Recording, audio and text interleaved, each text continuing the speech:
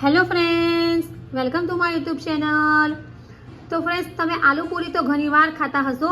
તો આજે હું તમારી સાથે આલુ પૂરીમાં જ એક નવી વેરાયટી લઈને આવી છું, તો જેમાં આપણે બનાવીશું બાસ્કેટ આલુ પૂરી.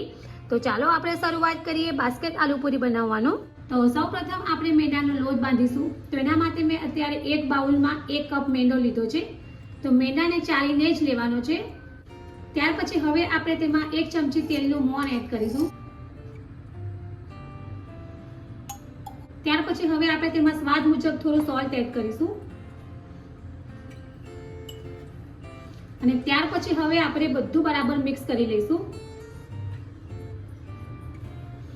અને હવે આપણે થોડું થોડું પાણી એડ કરતા જઈને લોટ બાંધી લઈશું. તો અત્યારે લોટ આપણે મીડિયમ સોફ્ટ જ બાંધવાનો છે, બહુ વધારે કથન પણ નથી બાંધવાનો.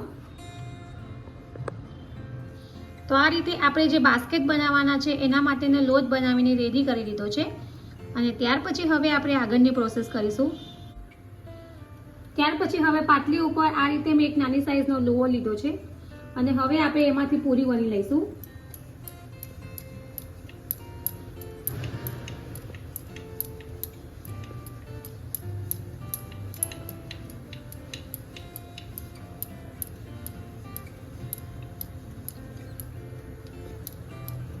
તો આ રીતે નાની સાઈઝની પૂરી વણી લીધી છે. ત્યાર પછી અહીંયા મેં આ રીતે જે બાસ્કેટ પૂરી બનાવીએ છીએ તેનો મોલ્ડ આવે છે તે લીધો છે અને આ જે પૂરી છે એને આપણે આ રીતે મોલ્ડ ઉપર લગાવી દઈશું.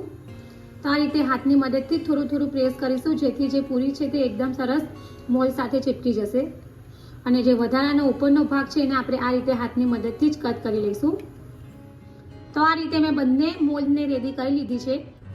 ત્યાર પછી હવે આપણે કાંટા ચમચીની મદદથી આ રીતે થોડાક હોલ કરી દઈશું, જેથી પૂરી છે એ ફૂલે ન. ત્યાર પછી હવે આપણે એને ઓઇલમાં ફ્રાય કરી લઈશું. તો ગેસની ફ્લેમ આપણે મીડિયમ જ રાખવાની છે.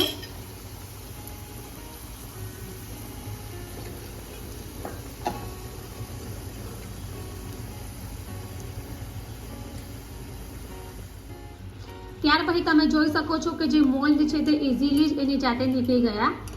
અને હવે આપણે આપણી જે પૂરી છે એને બંને બાજુ ગોલ્ડન બ્રાઉન રંગ થાય ત્યાં સુધી ફ્રાય કરી લઈશું. તો બંને બાજુ આપણે એને ફેરવીને જ ફ્રાય કરીશું. તો તમે જોઈ શકો છો કે આપણી જે પૂરી છે તે ફ્રાય થઈને રેડી થઈ ગઈ છે. તો હવે આપણે એને પ્લેટમાં બહાર કાઢી લઈશું અને બીજી બધી પૂરીને પણ આપણે આ જ રીતે ફ્રાય કરી લઈશું. ત્યાર પછી હવે વટાણા અને બટેટાનો રગડો બનાવીશું. તો એના માટે મેં અત્યારે ગેસ ઉપર કઢાઈ લીધી છે. 1 ચમચી મેં ઓઇલ લીધું છે. ત્યાર પછી હવે આપણે તેમાં આદુ મરચાંની પેસ્ટ એડ કરીશું.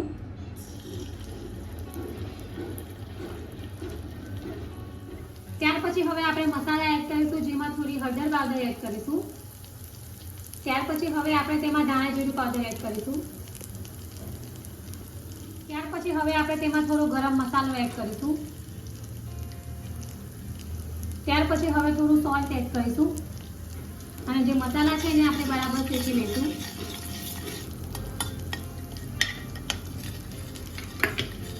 ત્યાર પછી હવે અહીંયા મેં બાફેલા જે યલો કલરના વટાણા આવે છે તે લીધા છે, જેને મેં આખી રાત માટે પાણીમાં પલાળી રાખ્યા હતા અને કુકરમાં મેં એને સીટી વગાડી લીધી છે. તો બોઇલ કરેલા વટાણા છે એ આપણે એડ કરીશું.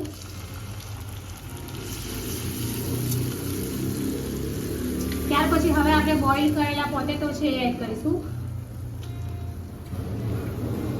અને બધી વસ્તુને એકદમ સરસ રીતે મિક્સ કરી લઈશું. ત્યાર પછી હવે આપણે થોડું પાણી એડ કરીશું. તો અડધો કપથી થોડું ઓછું આપણે પાણી એડ કરીશું. આ જે રગડો છે તે થોડો ગ્રેવી વાળો જ આવે છે, તો થીક ગ્રેવી બને છે એવો જ આપણે રગડો બનાવીશું. અને હવે 1 થી 2 મિનિટ માટે આપણે આ જ રીતે થવા દઈશું. તો આ રીતે આપણો જે વટાણા અને બટેટાનો રગડો છે એ બનીને રેડી થઈ ગયો છે. તો આપણે આટલો જ થીક રાખવાનો છે અને હવે આપણે ગેસ બંધ કરી દઈશું. ત્યાર પછી હવે આપણે બાસ્કેટ આલુ પૂરી છે એને સર્વિંગ પ્લેટમાં સર્વ કરીશું. તો એના માટે જે બાસ્કેટ બનાવ્યા છે એને એક પ્લેટમાં મેં આ રીતે ગોઠવી લીધા છે. તો હવે આપણે જે બાસ્કેટ પૂરી બનાવી છે એમાં જે આપણે રગડો બનાવ્યો હતો એ એડ કરીશું. તો આ રીતે આપણે થોડો થોડો રગડો બધી જ પૂરીમાં એડ કરતા જઈશું. તો આ રીતે આપણે જે રગડો છે એને પૂરીમાં ભરી લીધો છે. ત્યાર પછી હવે ઉપરથી આપણે ખજૂર આમલીની ચટણી એડ કરીશું.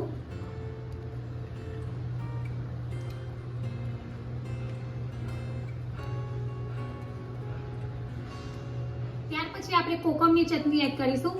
તો જે કોકમ આવે છે એને મેં ગરમ પાણીમાં પલાળી રાખી હતી 10 થી 15 મિનિટ માટે અને પછી મિક્સરમાં ક્રશ કરી લીધી છે.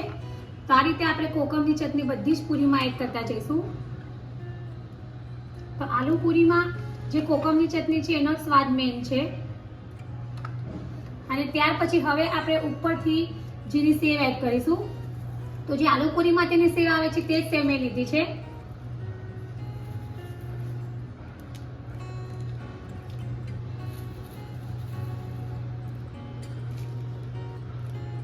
ત્યાર પછી હવે મેં અહીંયા ઓનિયન સમારેલો લીધો છે. તો ઓનિયનની આ રીતે મેં લાંબી સ્લાઇસ કરી લીધી છે.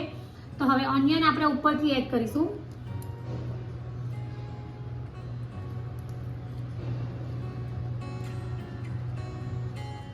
તો આ રીતે આપણી જે બાસ્કેટ આલુ પૂરી છે તે રેડી થઈ ગઈ છે.